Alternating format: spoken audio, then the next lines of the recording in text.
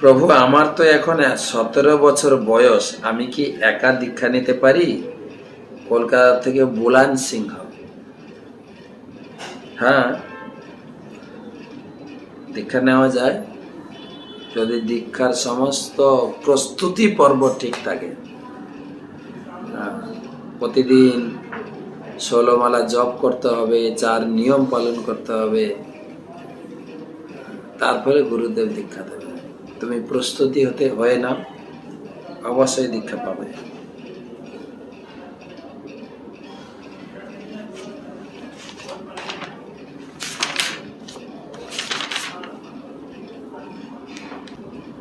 পরবর্তী প্রশ্ন,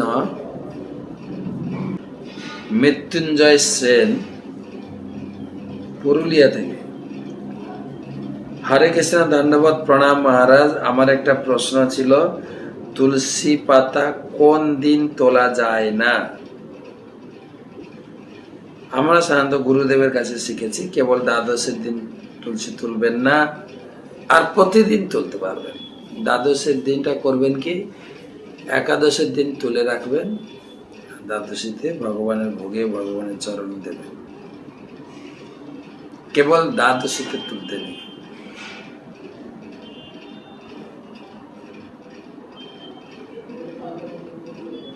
পলি বিশ্বাস, কলকাতা থেকে। প্রশ্ন হচ্ছে, হরে কৃষ্ণ মহারাজ, আমার দণ্ডবোধ প্রণাম নেবেন। মহারাজ, আমার প্রশ্ন হলো, মেয়েদের যখন শারীরিক বাধা পড়ে তখন কি তিলক সেবা করা যাবে? এগুলো নিয়ে বারবার আলোচনা হয়েছে। অবশ্যই তিলক সেবা করবেন, ভগবানের নাম করবেন, ভগবানের সেবা করবেন, অবশ্যই করবেন।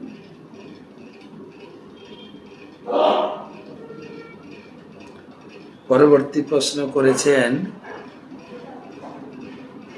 সঞ্জু দে, ঝাড়গ্রাম থেকে। মহারাজ, দীক্ষা না নিয়ে কি তুলসী মালা জপ করা যাবে? দয়া করে যদি বলেন। করতে পারেন, জপ করতে পারেন। তবে আমরা দীক্ষার আগে কাঠের মালা জপ করেছি, দীক্ষার পরে গুরুদেবের হাত থেকে তুলসী মালা পেলাম, এটা একটা বিশেষত্ব থাকে আর কি। নাহলে আপনি তুলসীর মালা জপ করতে পারেন, কোনো সমস্যা নেই।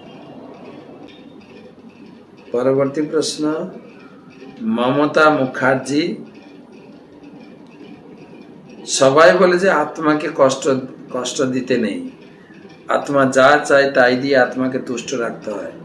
এই যুক্তিকে খণ্ডন করতে হলে গীতার কোন শ্লোকটি পড়ে বোঝাতে হবে? আমি মমতা মুখার্জি, বেহালা, কলকাতা থেকে।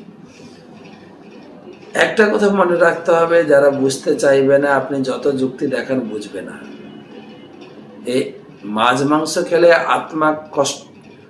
আত্মাকে সন্তুষ্ট করা যায়, এটা কোথাও লেখা নেই।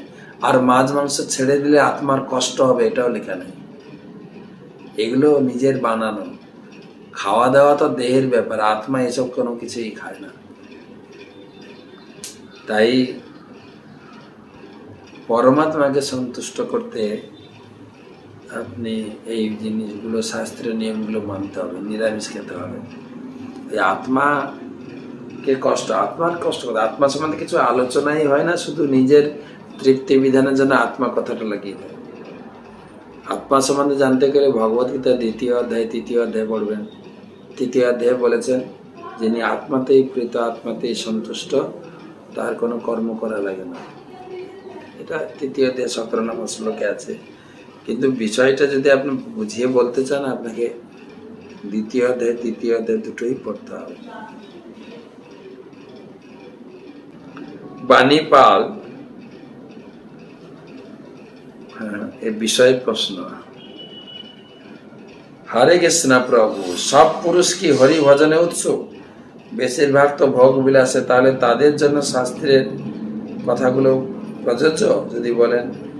আমি মানলাম নারী নরকের দ্বার, কিন্তু নারী ছাড়া সৃষ্টি তো অচল। ভগবান কেন তাহলে নারী জাতি সৃষ্টি করলেন? বেশিরভাগ ক্ষেত্রে দেখেছি শাস্ত্রের অনেক মহাত্মা এই নারীর প্রতি আকৃষ্ট হয়। তাহলে নারীর শুধু কি দোষ? হ্যাঁ, ভালো প্রশ্ন করেন। আজকের আলোচনা নিশ্চয়ই আপনি এই প্রশ্নের উত্তর পেয়েছেন। কপিল দেব বলছেন, নারী যেরকম পুরুষের কাছে নরকের দ্বার, পুরুষ ও নারীর কাছে নরকে থাকে। একজন নারীও সে বেশি পুরুষের প্রতি যেন আসক্ত না হয়, আর পুরুষও যেন নারীর প্রতি আসক্ত না হয়। সেবা করে ভগবানের প্রতি আসক্ত হতে পারলে আমাদের মুক্তি লাভ হবে।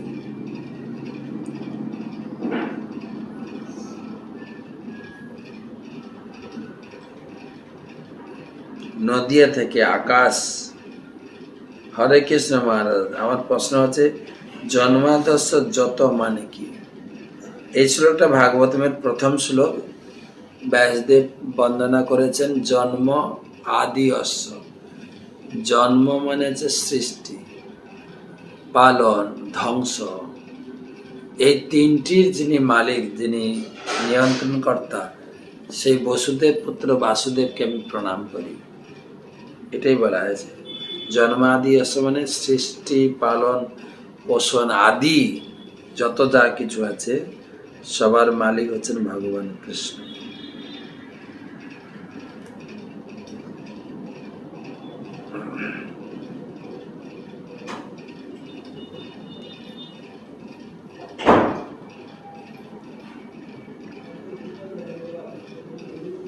শ্যামলী সাউ, হরে কৃষ্ণ। শুদ্ধ ভক্তের এই চরণ স্পর্শে আমাদের গ্রাম পবিত্র হয়ে উঠুক।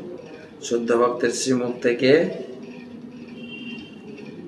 কৃষ্ণ কথা শ্রবণ করে হৃদয় শুদ্ধ হয়ে উঠুক গ্রামবাসী। এই আশায় আপনাকে আমাদের গ্রামে আমন্ত্রণ জানাচ্ছি। গ্রামবাসীর পক্ষ থেকে আপনাকে স্বাগত জানাতে গ্রামবাসী উদ্গ্রীব। আপনি কি আমাদের গ্রামে আসতে রাজি? উত্তরের অপেক্ষায় থাকবেন। হ্যাঁ, যাওয়া যায়, কিন্তু আগে থেকে প্রোগ্রাম করবেন। আমাদের বিভিন্ন ধরনের প্রোগ্রাম থাকে মন্দির থেকে, আমাদের যেখানে পাঠায় আমরা সেখানে গিয়ে মানুষকে কৃষ্ণ কথা শোনাই।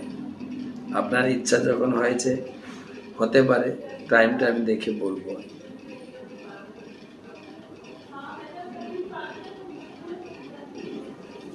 তো ঠিক আছে, আজকে এই পর্যন্ত রাখি। সবাই ভালো থাকবেন, সুস্থ থাকবেন।